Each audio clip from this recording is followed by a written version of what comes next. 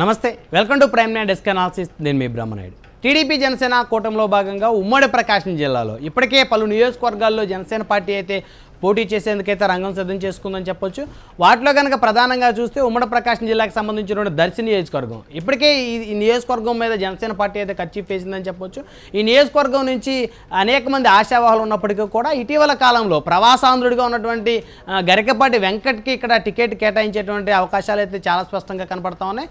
So Garikapati Venkat ఇటీవల కాలం నుంచి కూడా అనేక రకాల కార్యక్రమాలు జనసేన పార్టీకి ఉత్సాహాన్ని ఇచ్చేటువంటి కార్యక్రమాలు చేస్తున్న పరిస్థితి ఉంది. సో జనసేన టికెట్ని చివరి నిమిషం వరకైనా సరే ఖచ్చితంగా గరికపాటి వెంకట్కే ఖరారు అవుతుందనేటువంటి వార్తలు అయితే నియోజకవర్గంలో పెద్ద ఎత్తున వస్తున్న పరిస్థితి ఉంది. అయితే దీనికి సంబంధించి తెలుగుదేశం పార్టీ సిద్ధారాఘవరావుని ఇక్కడ బరిలోకి దింపాలనే ఆలోచనలో ఉందంటూ కొంతమంది ఫేక్ వార్తలు రాస్తున్నారంటూ జన సైనికులు అయితే పెద్ద ఎత్తున అయితే మండిపడతా ఉన్నారు. అయితే సిద్ధారాఘవరావు గతంలో ఇక్కడి నుంచి దర్శి నుంచి ఎమ్మెల్యేగా గెలిచి మంత్రిగా అయితే ప్రాతినిధ్యం వహించారు. అయితే సిద్ధారాఘవరావు ప్రస్తుతం వైఎస్ఆర్ కాంగ్రెస్ పార్టీలో ఉన్న పరిస్థితి ఉంది. అయితే ఆయన తెలుగుదేశం పార్టీలో చేరుతున్నారని, తెలుగుదేశం పార్టీకి సంబంధించి 100 కోట్ల రూపాయలని సిద్ధారాఘవరావు ఆఫర్ చేశారని, సిద్ధారాఘవరావుని తెలుగుదేశం పార్టీ ఇక్కడ దర్శి నియోజకవర్గం తీసుకుని వచ్చి ఆయనకి టికెట్ ఇస్తుంది అని చెప్పేసి రకరకాల ఊహాగానాలు అయితే పెద్ద ఎత్తున పుకార్లు షికారులు చేస్తున్న పరిస్థితి ఉంది. అయితే సిద్ధారాఘవరావు నేపథ్యం చూస్తే ప్రస్తుతం ఆయన దాదాపు 7 పదుల వయసుకు చేరువైనటువంటి సిద్ధారాఘవరావు వయోభారంతో బాధపడుతున్న పరిస్థితి ఉంది. ఒకవేళ ఆయనకి టికెట్ ఇచ్చినప్పటికీ కూడా నియోజకవర్గంలో ఆ స్థాయిగా యాక్టివ్గా తిరిగేటువంటి పరిస్థితి అయితే లేదని చెప్పొచ్చు.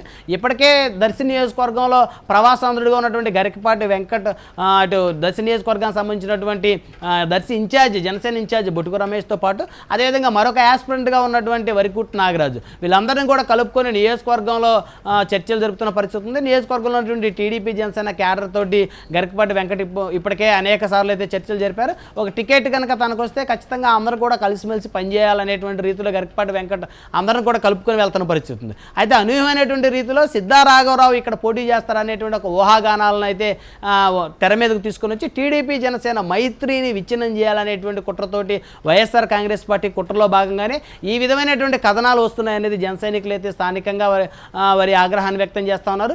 మొత్తానికి కనుక చూస్తే మొదటి నుంచి 2019 దగ్గర నుంచి కూడా నేటి వరకు దర్శి నియోజకవర్గంలో తెలుగుదేశం పార్టీ ఇన్ఛార్జీ లేనటువంటి పరిస్థితి అయితే చాలా స్పష్టంగా చూడవచ్చు. దర్శి నియోజకవర్గానికి సంబంధించి దాదాపు 5 సంవత్సరాల పాటు గతంలో కొంతమంది ఇన్ఛార్జీలు నియమించినప్పటికీ కూడా వారు అంత ఆ స్థాయిలో యాక్టివ్గా పనిచేసిన పరిస్థితి లేదు. ప్రస్తుతం కనుక చూస్తే అసలు దర్శి నియోజకవర్గానికి ఇన్ఛార్జీ లేనటువంటి పరిస్థితి ఉంది.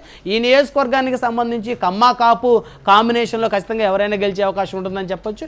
2019లో ఇక్కడ మద్దిశెట్టి వేణుగోపాల్ కాపు సామాజిక వర్గానికి చెందిన మద్దిశెట్టి వేణుగోపాల్ అయితే గెలుపొందిన పరిస్థితి ఉంది. అదేవిధంగా గతంలో రెడ్డి సామాజిక వర్గానికి చెందిన నేతలు అనేక మార్లు గెలుపొందారు.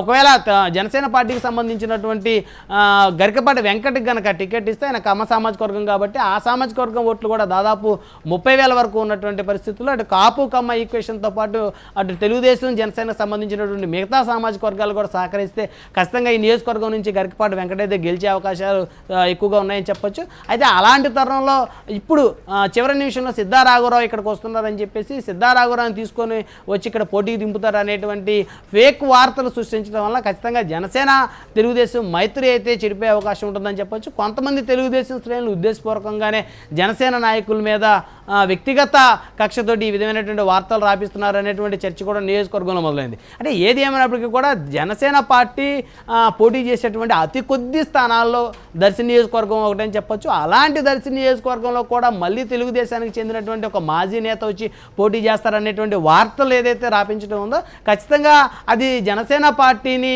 నైతికంగా దెబ్బతీసేటువంటి ప్రక్రియలో భాగం అని చెప్పేసి అందరూ అర్థం చేసుకోవాల్సి ఉంటుంది. కాబట్టి టీడీపీ జనసేన మైత్రి చెడిపోకుండా ఉండాలంటే చివరి నిమిషం వరకు కూడా ఎవరి టికెట్ అధిష్టానం ఎవరికి టికెట్ కేటాయిస్తే వారే పోటీ చేస్తారని చెప్పొచ్చు. అంతేగాని ఒక నియోజకవర్గంలో ఒక పార్టీకి సంబంధించిన నేతకే టికెట్ ఇస్తారనే ఊహాగానాలు వచ్చినప్పుడు 90% అది కన్ఫర్మ్ అయినటువంటి రీతిలో మళ్ళీ వేరే పార్టీలో ఉన్నటువంటి రాజకీయ నేతలు ఈ తెలుగుదేశంలోకి వచ్చి పోటీ చేస్తారు అనేటువంటి కట్టుకథలు అలటం అనేది ఖచ్చితంగా తెలుగుదేశం పార్టీకి సంబంధించి కూడా భవిష్యత్తులో నష్టం జరిగేటువంటి ప్రమాదం లేకపోలేదని చెప్పొచ్చు. ఏదేమైనప్పటికీ కూడా దర్శి నియోజకవర్గం అయితే మొదటి నుంచి కూడా జనసేన జనసేన అయితే ఈ నియోజకవర్గం మీద ఆశలు పెట్టుకుంది. ఇటు దర్శితో పాటు గిద్దలూరు, చీరాల ఈ 3 నియోజకవర్గాల్లో ప్రకాశం జిల్లాలో ఈ 3 నియోజకవర్గాల్లో జనసేన పోటీ చేసేందుకైతే బలంగా రంగం సిద్ధం చేసుకున్నట్టు తెలుస్తోంది. సో కాబట్టి ఈ నియోజకవర్గం ఖచ్చితంగా జనసేన పోటీ చేస్తుంది కాబట్టి జన సైనికులు ఎవరో కూడా వేరే ఆలోచన పెట్టుకోవాల్సినటువంటి అవసరం లేదంటూ జనసేన అధిష్టానం కూడా డిక్లేర్ చేసిన పరిస్థితి కనపడతా ఉన్నాయి. మొత్తానికి చూస్తే ఈ దర్శి నియోజకవర్గంలో తెలుగుదేశానికి అయితే ఇన్ఛార్జ్ లేడని చెప్పొచ్చు. జనసేన పార్టీకి అయితే 3 ఆశావాహులు ఉన్నారు కాబట్టి ఖచ్చితంగా జనసేన పార్టీకి సంబంధించి ఈ 3 ఆశావాహుల్లో ఒకరు ఖచ్చితంగా టికెట్ అయితే కేటాయించేటువంటి అవకాశాలు ఉన్నాయని చెప్పుకోవచ్చు.